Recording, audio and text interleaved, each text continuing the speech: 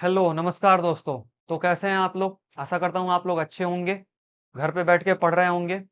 मैं प्रेम कुमार आज फिर से आप लोगों के सामने उपस्थित हुआ हूँ, आपके अपने यूट्यूब चैनल फ़ील वाला मैथ्स में। आज मैं आप लोगों के लिए लेके आया हूँ क्लास 10th का मैथ का चैप्टर नंबर 8, जिसका नाम है त्रिकोणमिति, जिसको इंग्लिश में ट्रिग्नोमेट्री बोलते हैं। ठीक है? इस वीडियो में हम लोग देखेंगे लोग कि त्रिकोणमिति शब्द सुन के हमको अपने दिमाग में किस तरह का चित्र बनाना चाहिए। जैसे अगर मैं आप लोग से बोलूं कि मोबाइल फोन, तो आप लोग के दिमाग में कैसा चित्र आता है? किसी एक फोन का चित्र आता है। आप लोग तुरंत समझ जाते हैं लोग कि अच्छा हाँ, ऐसा ऐसा डायग्राम, मतलब कुछ इस तरह का तरीके का वस्तु है, उसको हम लोग मोबाइल फोन बोलेंगे। उसी तरीके से अगर मैं आप लोग से बोलूं कलम या पेन, तो आप लोग के दिमाग में क्या आता है? कोई एक कलम या पेन आ जाता है। हाँ भाई, इस तरीके का वस्तु है, इस तरीके का थिंग्स है, जिसको हम लोग कलम या पेन बोलेंगे। ठीक वैसे ही उसी प्रकार से अगर हम लोग शब्द सुने त्रिकोणमिति या ट्रिग्नोमेट्री, तो क्या हमारे दिमाग में आना चाहिए? किस तरीके का हम लोग, मतलब क्या सोच में आना चाहिए? हमारे दिमाग में कैसा चित्र आना चाहिए? तो देखिए, आइए उस चित्र को समझने का प्रयास करते हैं कि त्रिकोणमिति या ट्रिग्नोमेट्री शब्द सुन के हमारे दिमाग में कैसा चित्र बनना चाहिए। तो देखिएगा, शुरू करते हैं लोग। अगर इस त्रिकोणमिति को अगर हम आराम से पढ़ें, जैसे त्रिकोणमिति, त्रिकोणमिति, मतलब तीन शब्द में तोड़ पा रहे हैं इसको। त्रिकोणमिति, त्रिकोणमिति, तीन बार में इसको पढ़ पा रहे हैं। तो इन तीनों में अर्थ समझने का प्रयास करेंगे। पहला टूट रहा है त्रि, तो इस त्रि का मतलब क्या होता है? ये जो त्रि है, इसका मतलब क्या लेंगे? हमारे दिमाग में त्रि से कैसा इमेज बनेगा, हम क्या समझेंगे त्रि से? तो देखिए, त्रि से हम लोग को समझना है यहाँ पे तीन। क्या समझना है? तीन समझना है। जैसे गिनती वाला तीन, ये एक चौक, ये दूसरा चौक, और ये तीसरा चौक। इस तरीके से आप लोग को तीन का मतलब त्रि का मतलब समझना। ठीक है? अच्छा, उसके बाद से आया कोण। कोण से हम लोग क्या समझेंगे लोग? तो कोण से ध्यान दीजिएगा लोग, आप सबने पढ़ रखा है पहले से कि जब दो रेखाएं एक बिंदु से निकलती हैं, या दो रेखाएं किसी एक बिंदु पर आकर मिलती हैं या प्रतिच्छेद करती हैं, तो उन दोनों रेखाओं के बीच के झुकाव को हम लोग कोण बोलते हैं। ये आपने बचपन में 6-7 क्लास में पढ़ रखा है और रट रखा है। ठीक है? इसको समझिए। जैसे ये हम लोग देखे लोग कि दो रेखा एक बिंदु पे मिली, तो उनके बीच का ये जो गैप दिखाई दे रहा है, ये जो झुकाव दिखाई दे रहा है, इसी को हम लोग क्या बोलेंगे? कोण बोलेंगे। अच्छा, इसका उदाहरण कैसे? इसका उदाहरण जैसे देखिए, एकदम सिंपल उदाहरण है आप लोग का हाथ। आप लोग अपने हाथ में जो उंगलियां हैं उनको देखिए, उंगलियों के बीच में आप लोग को ये गैप दिखाई दे रहा होगा। इसको मान लीजिए एक रेखा, इसको मानिए दूसरी रेखा। ये आपकी एक रेखा हो गई, ये आपकी दूसरी रेखा हो गई। अब इन दोनों को देख रहे हैं तो वो यहाँ पे आके क्या हो जा रहे हैं? मिल जा रहे हैं। और इन दोनों के बीच का ये जो झुकाव दिख रहा है, ये जो गैप दिख रहा है, इसी को हम लोग क्या बोल देंगे? कोण बोल देंगे। आया समझ में? वैसे ही बोर्ड पे देख लीजिए, ये बोर्ड देखिए, ये आप लोग की एक रेखा, ये दूसरी रेखा। अब ये दोनों रेखाएं आके इस बिंदु पे, इस पॉइंट पे मिल जा रही हैं, तो यहाँ के इस वाले झुकाव को, इस गैप को क्या बोल देंगे? कोण बोल देंगे। आया कोण समझ में? ठीक, आगे बढ़ते हैं। तीसरा दे रखा है मिति। मिति का मतलब क्या हुआ? तो देखिएगा, मिति का मतलब होता है मापन। मिति का मतलब क्या होता है? मापन होता है, यानी कि नापना। जैसे अब हम लोग तो ये तो जान लिए कि हाँ ये भाई ये कोण है, अब ये भी तो जानना पड़ेगा ना, ये कोण कितने डिग्री का है? 60 डिग्री का है, 40 डिग्री का है, 45 डिग्री का है, कि 100 डिग्री का है? कितने डिग्री का कोण है? वही मापन होता है। जैसे आप लोग मार्केट में जाते हैं लोग आलू लेने के लिए या प्याज लेने के लिए, तो कैसे लेते हैं लोग? भैया 1 केजी आलू दे दो, 2 केजी प्याज दे दो, 250 ग्राम दाल दे दो, 3 केजी चीनी दे दो। तो वही जो केजी, कपड़ा लेने के लिए जाते हैं लोग तो मीटर, 2 मीटर, 5 मीटर, तो वही क्या होता है? मापन होता है। ठीक है? अच्छा, तो इसका मतलब तीन कोण मापन। त्रिकोणमिति अगर हिंदी में देखें तो त्रिकोणमिति का अर्थ क्या निकला? त्रि का मतलब तीन, कोण का मतलब कोण, जो कि हम लोग को मालूम है। मिति का मतलब मापन, अर्थात तीन कोणों का मापन। ये हिंदी से अर्थ मालूम चला। ठीक है? अब इंग्लिश में भी थोड़ा सा देख लेते हैं। इंग्लिश में देख रहे हैं तो क्या मिल रहा है? ट्रीगोनोमेट्री, ट्रीगोनोमेट्री, ट्रीगोनोमेट्री, मतलब ये भी तीन भाग में टूट रहा है। एक ट्री, दूसरा गोनो, और तीसरा मैट्री, ट्रीगोनोमेट्री, ट्रीगोनोमेट्री। तो ये जो ट्रीगोनोमेट्री शब्द है, ये ग्रीक भाषा के 3 शब्दों से मिलकर बना है। ठीक है, ग्रीक भाषा के 3 शब्दों से। ग्रीक क्या है? एक भाषा है, जैसे हम लोग हिंदी में, इंग्लिश में बात करते हैं लोग, वैसे ही ये एक ग्रीक भाषा है। ठीक है, उसी भाषा के 3 शब्दों से मिलकर बना है। तो वो ग्रीक भाषा के अंदर, यहाँ पे ग्रीक लैंग्वेज के अंदर, ये जो है, ये तीनों शब्द की उत्पत्ति जो है, जो निकला है, वो कहां से निकला है? वो ग्रीक लैंग्वेज से निकला है। ग्रीक लैंग्वेज से निकला है। ग्रीक लैंग्वेज के 3 शब्द से निकला है। ठीक है ना, ग्रीक लैंग्वेज के 3 शब्द से निकला है। तो इसका, ये जो ट्री है, इसका ग्रीक लैंग्वेज जो है, वो ट्री का ट्री ही कहलाता है। इसका ग्रीक में भी इसको ट्री ही बोला जाता है। ठीक है, अच्छा, ये जो गोन आप लोग को दिखाई दे रहा है, गोनो, इसका ग्रीक जो शब्द है, ग्रीक, इसमें ग्रीक को हम लोग बोलते हैं लोग गौन। इसका जो ग्रीक होता है वो होता है गौन। और ये जो मैट्री आप लोग को दिखाई दे रहा है, मैट्री को ग्रीक में बोलते हैं मेट्रॉन। ठीक है, इसको बोलते हैं मेट्रॉन। तो यहां पे एक दिखाई दिया, ट्री का ग्रीक ट्री ही होता है, गोनो का ग्रीक गौन होता है, और मैट्री का ग्रीक मेट्रॉन होता है। अब इसका अर्थ समझने का प्रयास करेंगे, इसका मतलब क्या होता है। तो यहां पर भी हम लोग को ये ट्री का मतलब वही समझ के रखना है जो पहले यहां पे समझे थे लोग, 3। ठीक है, दूसरा यहां पे आया गौन। गौन का हिंदी मीनिंग होता है भुजा। गौन का हिंदी मीनिंग होता है भुजा। ठीक है, और मेट्रॉन, मेट्रॉन का हिंदी मीनिंग निकल के आता है मापन। मेट्रॉन का हिंदी मीनिंग होता है मापन। यानी कि इंग्लिश से अगर समझे तो क्या समझ में आया? 3 भुजा मापन, 3 भुजा मापन। हिंदी में समझे तो 3 कोण मापन, इंग्लिश में समझे तो 3 भुजा मापन। अच्छा, मतलब अब अगर यहां पे देखें तो क्या समझ में आ रहा है? यहां पे दिखाई दे रहा है हम लोग को 3 कोण, और यहां पे हम लोग को दिखाई दे रहा है 3 भुजा। ठीक है, मतलब क्या हुआ कि 3 कोणों का मापन और 3 भुजाओं का मापन। अच्छा, ठीक है, तो पहले अब देख लेते हैं, ये 3 कोण, ये 3 भुजा। तो 3 कोण और 3 भुजा से कैसा चित्र बनता है?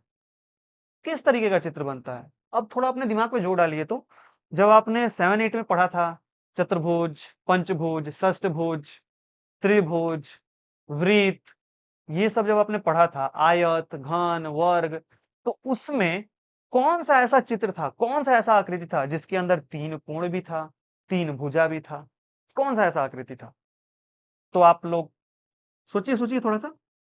हाँ, क्या था वो? त्रिभुज। वो कौन सा आकृति था? त्रिभुज था। तो मतलब त्रिभुज के अंदर 3 कोण भी होते हैं और 3 भुजाएं भी होती हैं। तो अब ये त्रिकोणमिति में हम लोग क्या करेंगे? लोग क्या त्रिभुज बनाएंगे लोग? नहीं, यहाँ पे क्या बोल रहा है कि 3 कोणों का मापन और यहाँ पे 3 भुजाओं का मापन। मतलब भाई त्रिभुज है, त्रिभुज 3 कोणों और 3 भुजाओं से त्रिभुज बना, और उनमें क्या करना है? उनके मापन के भी बारे में पढ़ना है। मतलब इसका मतलब हम लोग क्या लेके चलेंगे लोग, कि त्रिकोणमिति गणित की वह शाखा है जिसके अंतर्गत हम एक त्रिभुज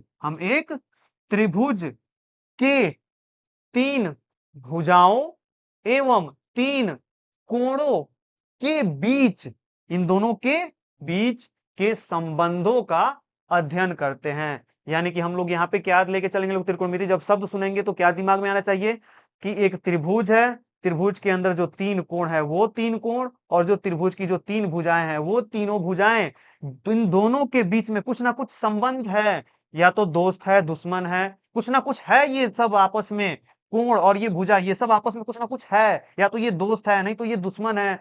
क्या है? अब इनके बीच में कैसा संबंध है, कौन सा संबंध है? इन्हीं संबंध के बारे में हम लोग पढ़ना, इसी संबंध के बारे में पढ़ना को हम लोग क्या बोलते हैं? त्रिकोणमिति या ट्रिग्नोमेट्री बोलते हैं। आया समझ में? मतलब अगर इसका परिभाषा लिखने का प्रयास किया जाए तो क्या लिखेंगे लोग, कि त्रिकोणमिति गणित की वह शाखा है जिसके अंतर्गत किसी एक त्रिभुज के, त्रिकोणमिति गणित की वह शाखा है जिसके अंतर्गत किसी एक त्रिभुज के 3 भुजाओं तथा 3 कोणों के बीच के संबंध का अध्ययन करते हैं। आया समझ में? त्रिकोणमिति वह शाखा है जिसके अंदर त्रिभुज के 3 कोणों एवं 3 भुजाओं के बीच के संबंध का अध्ययन करते हैं। चलिए अब आगे बढ़ते हैं लोग यहां से। यहां तक तो हम लोग देख लिए कि ये क्या आ गया, त्रिभुज आ गया, ठीक है। अब त्रिभुज भाई कौन से त्रिभुज किस त्रिभुज में पढ़ेंगे? क्या सभी त्रिभुज के बीच का संबंध का अध्ययन करेंगे क्या? जैसे कि आप सबको मालूम है कि जो ये त्रिभुज होते हैं वो इनके कई प्रकार होते हैं, भुजा के आधार पे अलग, कोण के आधार पे अलग। तो क्या सब त्रिभुज में पढ़ेंगे क्या? क्या सब त्रिभुज का अलग अलग अलग अलग होगा कि सब त्रिभुज का एक ही होगा? क्या कि किसी एक त्रिभुज में पढ़ना है कि छेव का छेव सबके त्रिभुज में पढ़ना है? तो आइए देखते हैं। तो पहले देख लेते हैं, ये जो त्रिभुज है वो आप लोग का दो तरीके से बंटा होता है, जो कि आप लोग को मालूम होगा। एक भुजा के आधार पर और एक कोण के आधार पर। एक आप लोग का बटा होता है किसके आधार पर? भुजा के आधार पर। एक आप लोग का बटा होता है भुजा के आधार पर और एक बटा होता है कोण के आधार पर।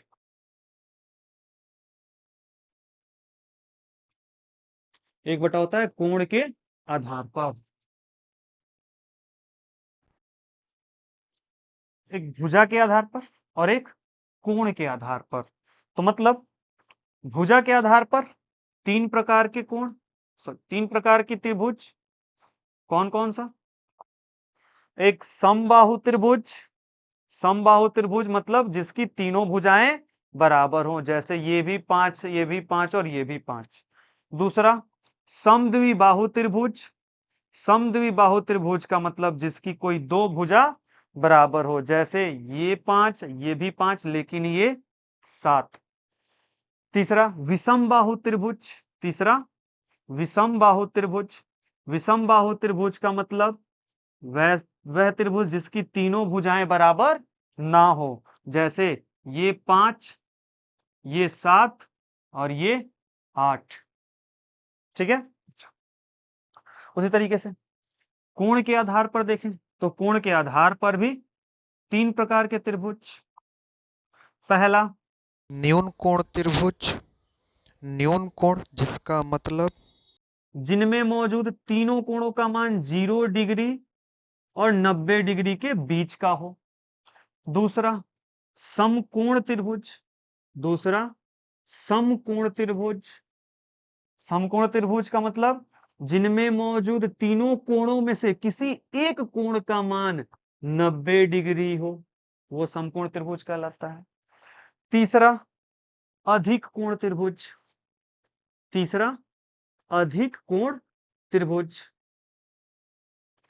तीसरा अधिक कोण त्रिभुज मतलब इन पूरे तीनों कोणों में किसी एक कोण का मान 90 डिग्री से अधिक और 180 डिग्री के बीच का हो। 90 डिग्री और 180 डिग्री के बीच का हो।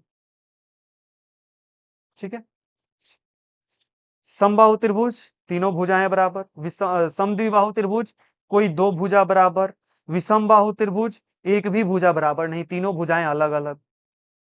कोण के आधार पर 3 प्रकार के कोण। न्यून कोण त्रिभुज तीनों कोणों का मान 0 डिग्री और 90 डिग्री के बीच का।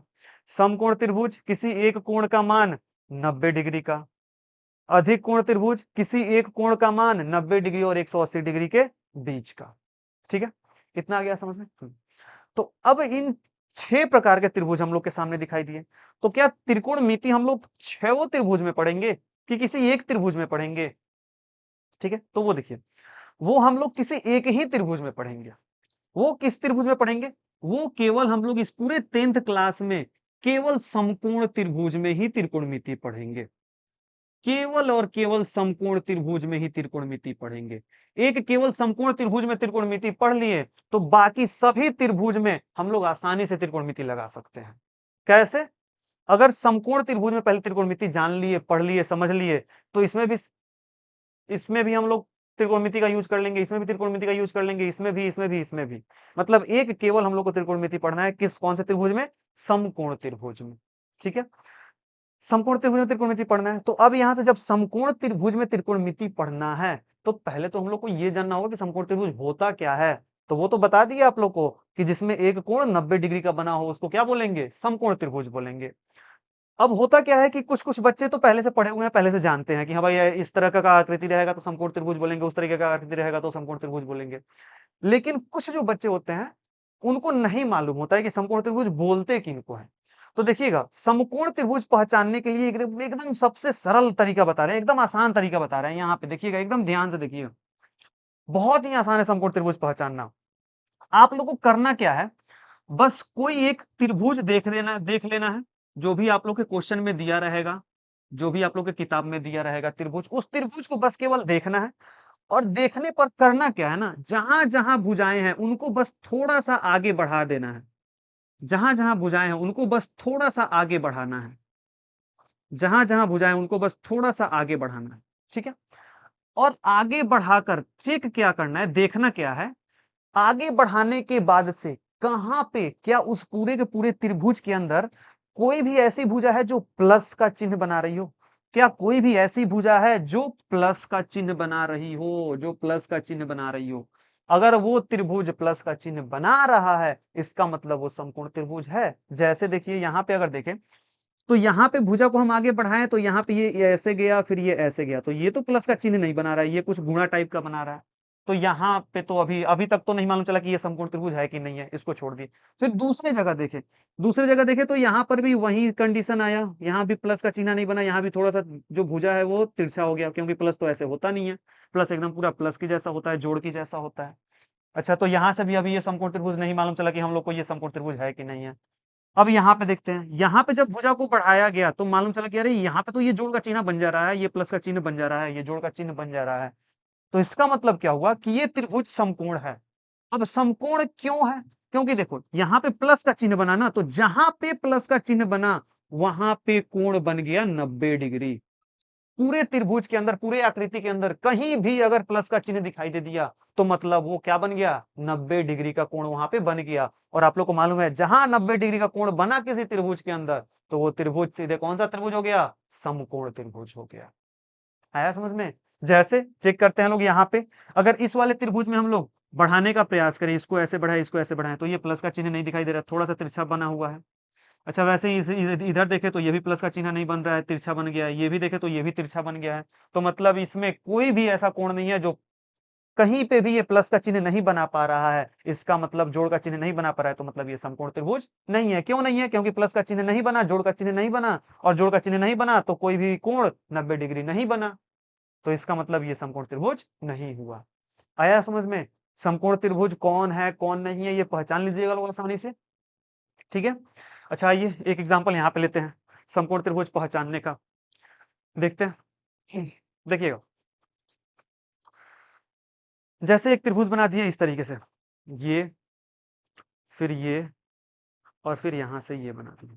अब इसको पहचानना ये समकोण त्रिभुज है कि नहीं है। तो इसमें भी वही काम करेंगे, भुजा को बढ़ा देते हैं, ये इस तरह से इधर वाली भुजा को बढ़ा दिया, इस तरह से इधर वाली भुजा को बढ़ा दिया। ठीक है, ऐसे बढ़ाएं। ये रफ में करके देख लेना, ये थोड़ा सा ऐसे बढ़ाएं, ये थोड़ा सा ऐसे करके बढ़ाएं, यहाँ से ये थोड़ा सा ऐसे बढ़ाएं, ये थोड़ा सा ऐसे बढ़ाएं।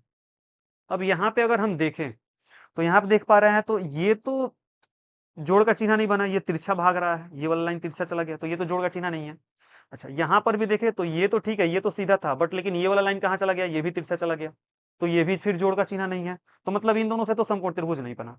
अच्छा, दूसरा, लेकिन यहाँ पे देखें तो यहाँ पे देख रहे हैं तो ये और ये जोड़ का चिन्ह बना दे रहा है यहाँ पे, और यहाँ पे जोड़ का चिन्ह बना रहा है, तो मतलब ये वाला जो कोण है, क्योंकि त्रिभुज तो यही ना है, त्रिभुज तो ये है, और कोण बनेगा तो त्रिभुज के अंदर वाले को ही कोण से हम लोग को मतलब है, त्रिभुज के बाहर वाले कोण से तो हम लोग को मतलब है नहीं, और त्रिभुज यही है। तो ये त्रिभुज है, और यहाँ इस त्रिभुज में यहाँ पे जोड़ का चिन्ह बन रहा है, तो इस जोड़ के चिन्ह पे त्रिभुज के अंदर कितना डिग्री का कोण बन जाएगा, यहाँ पे 90 डिग्री का कोण बन जाएगा। अब जब ये 90 डिग्री का कोण बन गया, यहाँ पे जोड़ का चिन्ह बन गया, मतलब 90 डिग्री का कोण बन गया, तो पूरे त्रिभुज में कोई भी एक कोण 90 डिग्री का हो तो वो समकोण त्रिभुज कहलाता है। तो मतलब ये त्रिभुज, अब इधर से ये सब हटा देंगे, मिटा देंगे, और ये तब पूरा का पूरा ये त्रिभुज हम लोग का क्या कहलाएगा, ये पूरा हम लोग का कहलाने लगेगा समकोण त्रिभुज। ये क्या कहलाएगा, समकोण त्रिभुज। आया समझ में? समझ में आ गया? आइए एक बार फिर से रिपीट कर लेते हैं लोग इसको। हिंदी में बोलते हैं त्रिकोणमिति, इंग्लिश में बोलते हैं ट्रिग्नोमेट्री। हिंदी का अगर देखें तो ये तीन भाग में टूटा, त्रिकोणमिति, जिसमें त्रि का मतलब हुआ तीन, कोण का मतलब हुआ दो रेखाओं के बीच के झुकाव को कोण, माप, और मिति का मतलब हुआ मापन, मतलब नापतोल, नापना। इंग्लिश में देखें तो ट्री, ये भी तीन शब्द से टूट के बना, मतलब तीन शब्दों से मिल के बना, ये भी तीन शब्दों में टूट गया, ट्रीगोनोमेट्री। तो ये ट्रीगोनोमेट्री जो है वो ग्रीक भाषा के तीन शब्द से मिले हुए हैं। कैसे? तो ट्री का ग्रीक शब्द ट्री ही होता है जिसका मतलब तीन, लेकिन गोनो का ग्रीक शब्द गौन होता है जिसका मतलब भुजा, और मैट्री का ग्रीक शब्द मेट्रॉन होता है जिसका मतलब होता है मापन। तो अब हम लोग ये जब यहां से देखें तो यहां से हम लोग को क्या मालूम चला कि तीन कोण और तीन भुजाएं। तो जब हम लोग खंगाले लोग तो हम लोग को मालूम चला कि तीन कोण और तीन भुजाओं से मिलके क्या बनता है? त्रिभुज बनता है, त्रिभुज आकृति बनती है। तो अब जब त्रिभुज बन गया तो फिर यहाँ पे हम लोग देखें लोग कि त्रिभुज कितने तरह के? तो त्रिभुज दो तरीके से बांट सकते हैं, एक भुजा के आधार पर, एक कोण के आधार पर, एक कोण के आधार पर और एक भुजा के आधार पर बांट सकते हैं। तो पहले भुजा के आधार पर बांटे तो हम लोग को मिला समबाहु त्रिभुज, विषमबाहु त्रिभुज, समबाहु, समद्विबाहु और विषमबाहु मिला। समबाहु का मतलब जिसमें तीनों कोण, तीनों भुजाएं क्या हो? बराबर। विषमबाहु का मतलब जिसकी दो भुजाएं बराबर हो, तीसरी भुजा बराबर ना हो। और विषमबाहु का मतलब क्या मिला? कि तीनों भुजाएं बराबर ना हो। कोण के आधार पर भी तीन त्रिभुज मिले, एक न्यून कोण त्रिभुज जिसमें तीनों कोणों का मान 0 और 90 डिग्री के बीच का हो। दूसरा समकोण त्रिभुज जिसमें किसी एक कोण का मान 90 डिग्री हो। 90 डिग्री हो गया मतलब समकोण त्रिभुज समकोण हो गया। तीसरा अधिक कोण त्रिभुज जिसमें किसी एक कोण का मान 90 डिग्री से अधिक और 180 डिग्री से कम का हो। ठीक है। उसके बाद से हम लोग देखे लो कि पूरा का पूरा ये जो त्रिकोणमिति है वो एक समकोण त्रिभुज में पढ़ते हैं लोग, क्योंकि एक समकोण त्रिभुज में पढ़ लेंगे तो इन बाकी सभी त्रिभुजों में ऑटोमेटिक हम लोग को आ जाएगा, केवल इन त्रिभुजों को समकोण बना लेंगे। तब हम लोग को समझना ये जरूरी था कि समकोण त्रिभुज बोलेंगे किसको, जिनको आता था उनके लिए बहुत बढ़िया, जिनको नहीं आता था वो यहाँ पे उनको समझाया गया कि अगर किसी त्रिभुज में जो भी भुजाएं दी हुई हैं उन सभी भुजाओं को हल्का हल्का बढ़ा के देखेंगे और अगर जोड़ का चिन्ह बनता हुआ मिल गया तो जहां पे जिस जगह पे जोड़ का चिन्ह मिलता बनता हुआ मिला है उसी जगह पे त्रिभुज के अंदर 90 डिग्री का कोण बनेगा और वही 90 डिग्री के कोण के वजह से वो पूरा का पूरा त्रिभुज समकोण त्रिभुज कहलाया जाएगा। ठीक है, यहां तक आ गया समझ में।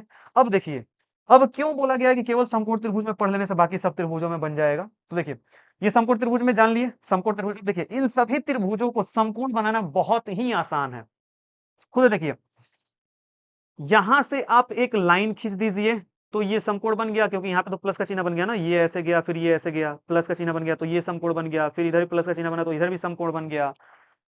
वैसे इधर से भी खींच दीजिएगा तो ये भी समकोण बन जाएगा, फिर ये यहाँ पे खींच दिए ये भी समकोण बन गया, बना कि नहीं बना? फिर इसको भी यहाँ से खींच दिए तो ये भी समकोण बन गया, क्योंकि यहाँ पे प्लस का चिन्ह बन गया तो ये भी समकोण बन गया। उसी तरीके से इसमें भी यहाँ पे खींच दीजिए तो ये भी समकोण बन गया, ये तो खुद समकोण है ही।